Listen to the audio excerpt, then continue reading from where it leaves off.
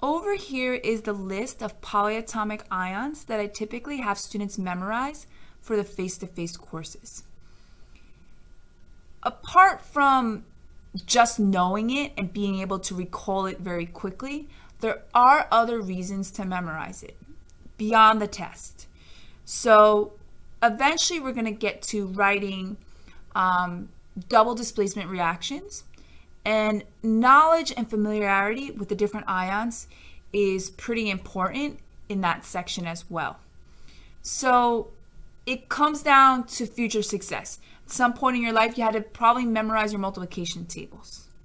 And granted, you can look them up or use a calculator, but it saves us time. It makes us more proficient in problem solving if we have something like our multiplication tables memorized. The same thing holds true if you're going to study chemistry or biology for the polyatomic ions. So when we write the formulas for ionic compounds, we want to make sure we're grabbing those charges and crisscrossing them down. So on example 4a, we have a +1 associated with the copper, and sulfur always has a 2-. So I'm going to take this 1 and crisscross it down here, and this 2 and crisscross it down here. I'm going to rewrite this as Cu2S1. Ones are understood, so we can wind up dropping the 1 completely. So it's going to be Cu2S. Next, we need to be able to write a written name for this compound. So copper is a transition metal. It's in the middle of the periodic table. So I don't know what its charge is. They gave it to us. They told us it was a +1. So when I write the name, I need to capture that information. So I'm going to do copper, parentheses, 1, and then I'm going to take the sulfur, I'm going to drop the UR, and add IDE on the end. So this is going to be copper 1 sulfide.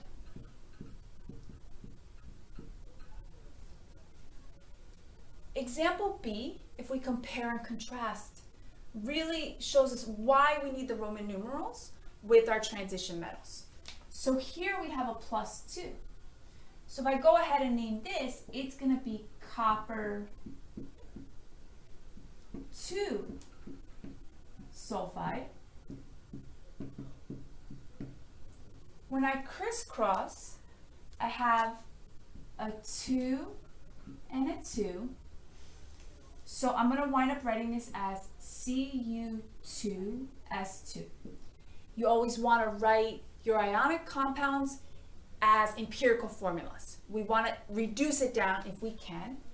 So I'll divide both of these 2's by 2, and then I wind up with Cu1S1, and then 1's are understood. So ultimately this is just going to be Cus. Copper 2 sulfide is Cus. So it takes a little bit of getting used to. When you have a polyatomic ion, you're going to put parentheses around the elements and their subscripts, and you're going to leave the charge on the outside. Then you're going to crisscross the numbers to the outside of the parentheses. So here, we're going to have Cr2, the 2 coming down from the polyatomic, parentheses SO4, 3. Now, you can't change anything about the polyatomic ion. So just like, don't ever reduce, don't ever change anything in there, don't try to distribute the 3. It's kind of like, just ignore it, right? However, if this was a 3, you could reduce the 2 3's. So you're allowed to reduce the subscripts that came from the crisscross. You just can't reduce things in the parentheses, or elements and formulas associated with your polyatomic ion. How do we name this? Well, this is chromium. It's a transition metal. So I'm going to pull the charge. It's chromium 3. And then you're going to grab the name of the polyatomic ion from your list. Make sure you're matching everything perfectly. So SO4 2- is known as sulfate. When you're using the polyatomic ions, you don't have to modify the ending of the name or anything. That ending of the name is really important, and you actually want to keep it exactly as it's written there. So just to reiterate what we worked on in the last section, you need Roman numerals with any of your transition metals because we don't know what's going on with their charges without the Roman numeral. However, when you're dealing with group 1A or group 2A, we know that they're going to do +1 and +2 respectively. So we don't need a Roman numeral. In addition, the ones that we marked in red on the periodic table, the ones that we know the charge on, like silver, zinc, cadmium, gallium, and aluminum, they don't need Roman numerals either. Let's do more practice. So I'm crisscrossing another polyatomic ion, and I'm just going to put the ones here to kind of help me think about it. Goes on the outside of the parentheses. So I'm going to have Ag1 parentheses ClO31. So when you have parentheses with a 1 on the outside, you can get rid of both the 1 and the parentheses. They don't have any function at that point. So I'm going to get rid of that one, and I'm going to get rid of the 1 and the parentheses. You can only get rid of the parentheses if it's a 1. In terms of naming this, silver is on our list of metals with a predictable charge. So I'm going to do silver. And then make sure you're really cautious about finding the right polyatomic ion. This is chlorate, but there's like perchlorate and chlorite. There's also chloride, but chloride would just be Cl-. The ides come from the periodic table. They're usually binary. 2 polyatomic ions over here. So I'm going to do 2 individual sets of parentheses. I'll put the 1 over here and the 3 over here. So I'm going to wind up with NH4 3 parentheses PO4 1. But I can drop the parentheses on the second piece of that because there's a 1. So I'll do NH4 3. Those parentheses need to stay, and then PO4. Since this comes from 2 polyatomic ions, I'm just going to use the names of the polyatomic ions. So this is ammonium phosphate.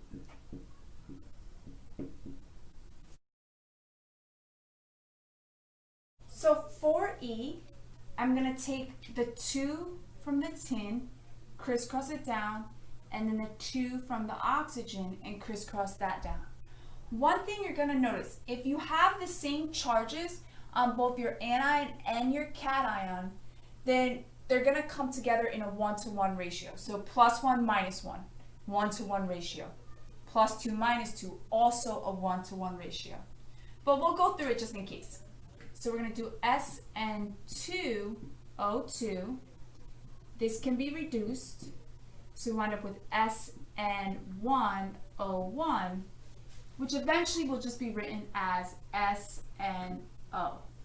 This is +2, so I'm going to call this tin 2 oxide, as tin is a transition metal and definitely needs a Roman numeral. Chromium also needs a Roman numeral. So we'll do chromium 3 chloride. And then I'm going to take the 3 from the chromium, crisscross it down, and then the 1 from the chlorine. So we're going to have Cr1 Cl3, which gets rewritten as CrCl3. On letter 5, I'm going to start out by writing the ions that I expect from each element.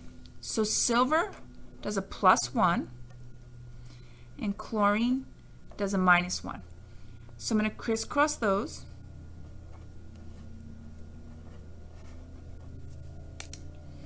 And we get Ag1Cl1, which then becomes AgCl. We're going to call this silver chloride.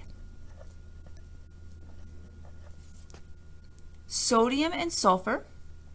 We have sodium's in group 1, so it's going to do a +1.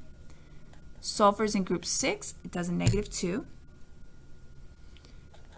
Crisscross these. We're going to get Na2S1, which I'm going to rewrite as Na2S. And the name of this is sodium sulfide. We do not need a Roman numeral because sodium's in group 1. Aluminum and sulfur. Aluminum is one that you have to memorize like silver. Aluminum does a 3+. Crisscross that and we get Al2S3. And since aluminum is always going to be a +3, we don't need a Roman numeral. It's something we know right off the bat. So we're just going to call this aluminum sulfide.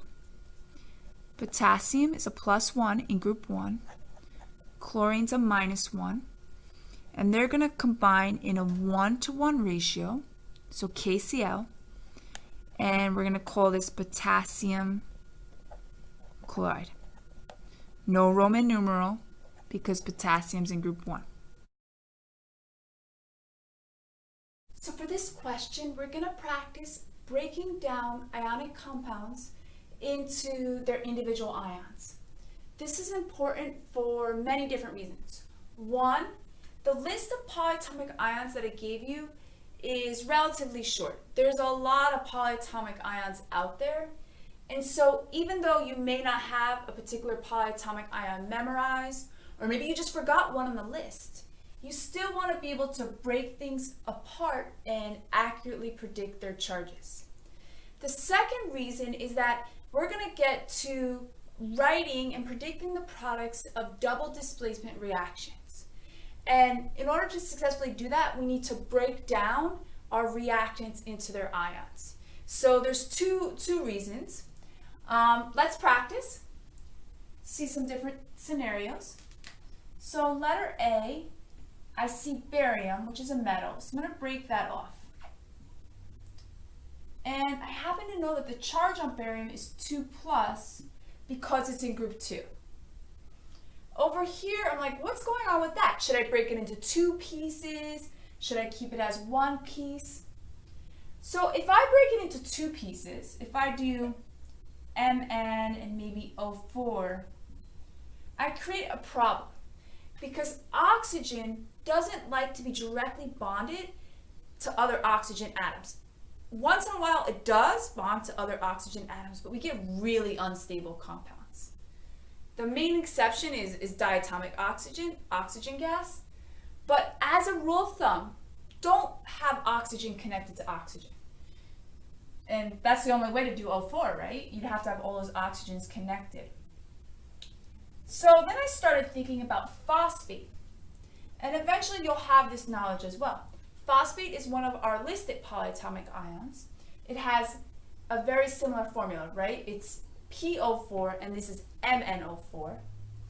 And in the structure of phosphate, the phosphorus kind of acts like a peacemaker in the middle. And all the oxygens, instead of connecting to each other, all connect to phosphorus. So why couldn't the manganese-containing polyatomic ion do something similar? So I'm going to keep that part together, thinking that it's going to look like that. The charge, though, is the charge going to be 3- like phosphate? Well, maybe there was some parentheses there. But the only way you can get rid of parentheses is if you have a 1. But that doesn't make sense because barium was a 2+. So somebody must have reduced this.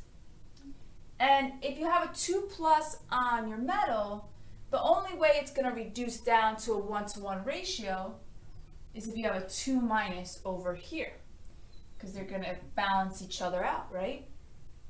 So that's how we break down the compound in letter A. It's tricky. I know every time I give this lesson in person, people are like, no, and I get a bunch of questions. So I do apologize. Keep on practicing.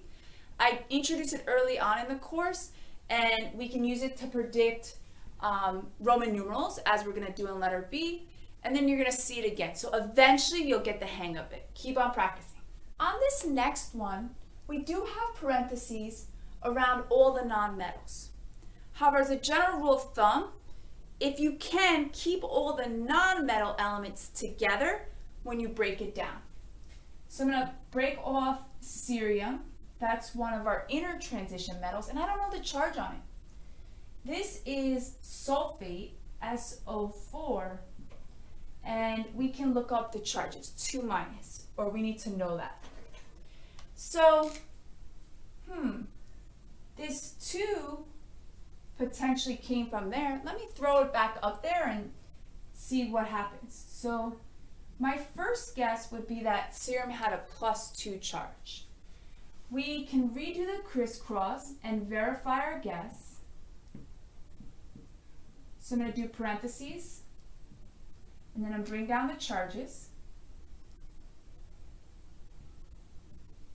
That gives us Ce2, open parentheses, SO4, 2. Well, that's no good. That's going to reduce down to a 1-to-1 ratio, and it's not a 1-to-1 ratio right there, right? So, not a winner. It's probably not cerium +2. Let's try cerium +4. Now, I'm jumping to a charge of 4 because I know the answer. If you're still struggling, do every single number systematically. Do +1, crisscross it with the SO4 2 minus. Do +2, do +3. Eventually, you'll hit upon it. The highest is like +7, and even that is rare. So you're not going to be doing the crisscrossing all day. So just systematically try the different options. So that's what we're doing here. We're going to crisscross cerium +4, and the sulfate is always going to be 2 minus. So we wind up with Ce2, open parentheses, SO4, 4. This is a great example because it serves as a reminder. We can't mess or reduce with anything inside the parentheses, anything that's part of that polyatomic ion. However, we can reduce the numbers, the subscripts that came from the crisscross. So I'm going to do Ce1, open parentheses, SO4, 2. And that's a match. So good, we know that this is cerium 4, so IV for Roman numerals, since we know it's a 4+ charge, and then the sulfate.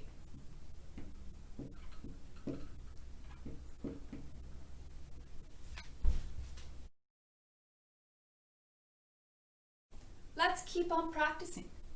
So barium, which is in group 2, so we'll do a 2+ there. And then I do see this 2 outside the parentheses, so I'm going to put that belonged to barium initially. And then the stuff in the parentheses always has to stay together. And if there was a 2 there, then maybe there was a 1 here that originally was up there. And indeed, you can redo the crisscross to verify that, but the 2 would go there and the 1 would go there, and we'd have a match. No parentheses, but we do have these nonmetals, and it's advisable to keep the nonmetals together. So I'm going to do K, potassium, and that's a +1.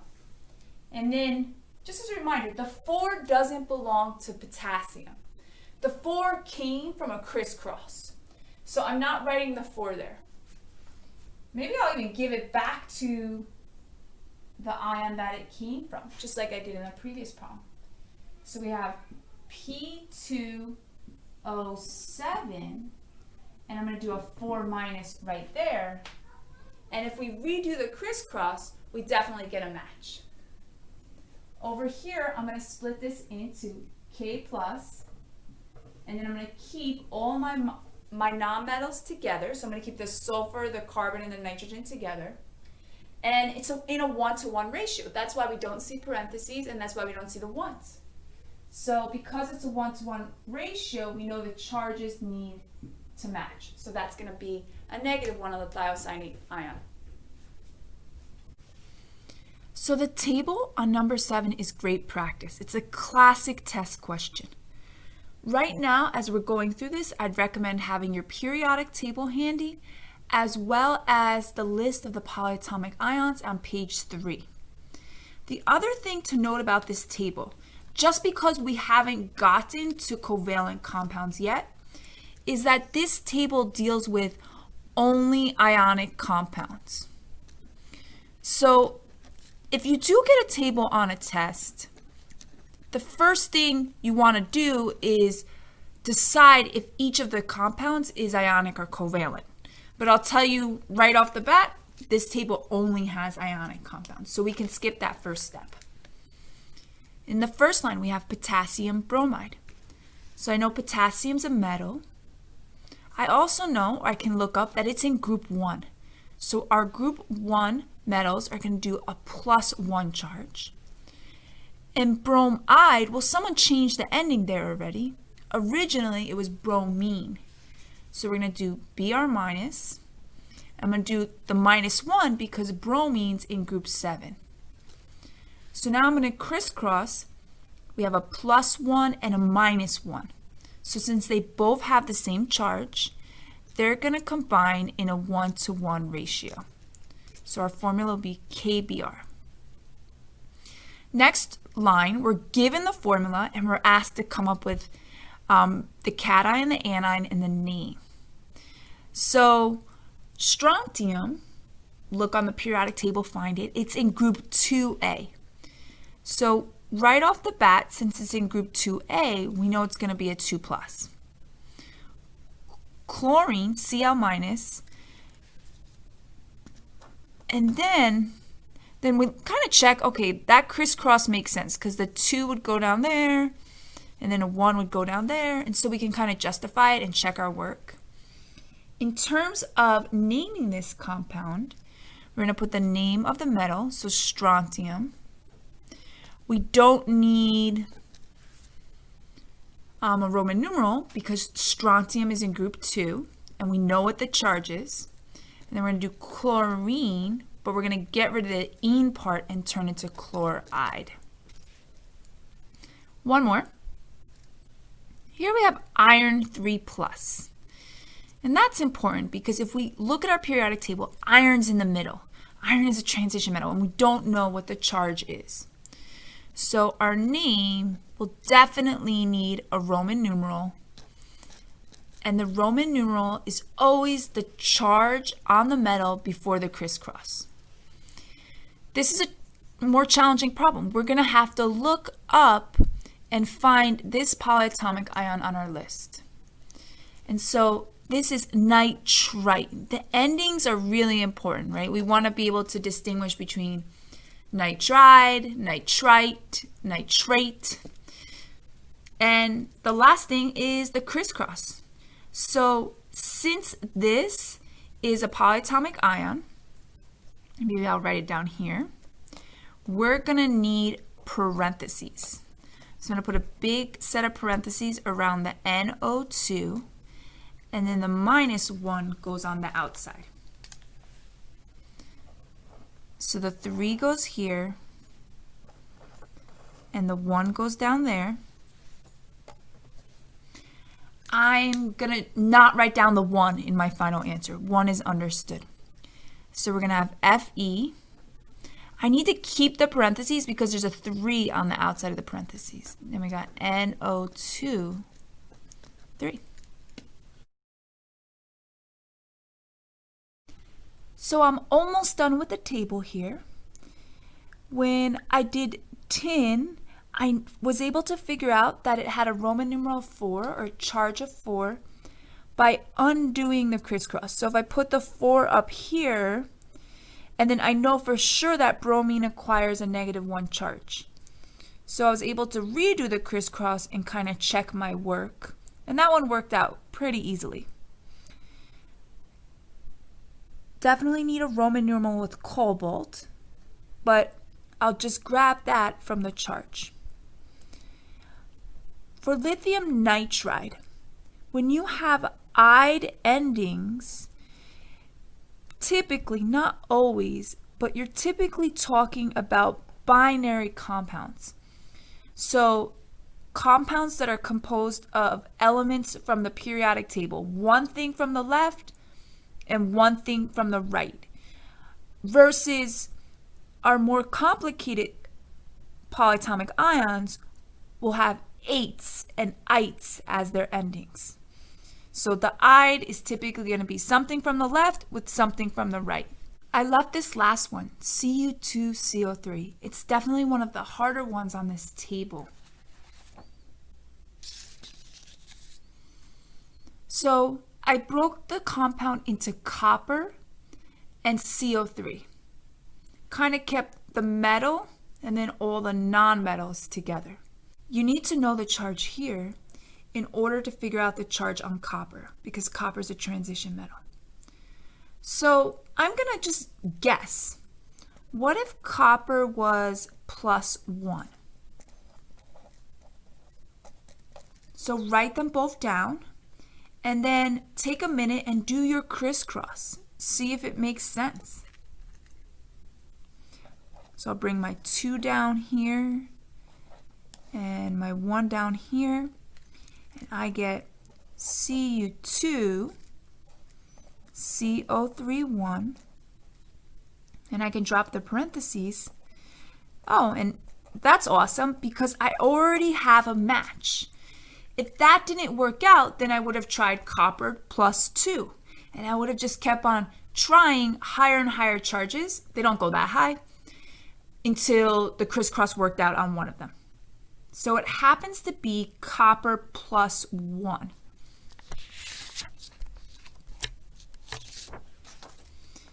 So I'm going to put copper +1 here. We'll do our carbonate. And then we're going to call this copper 1 carbonate.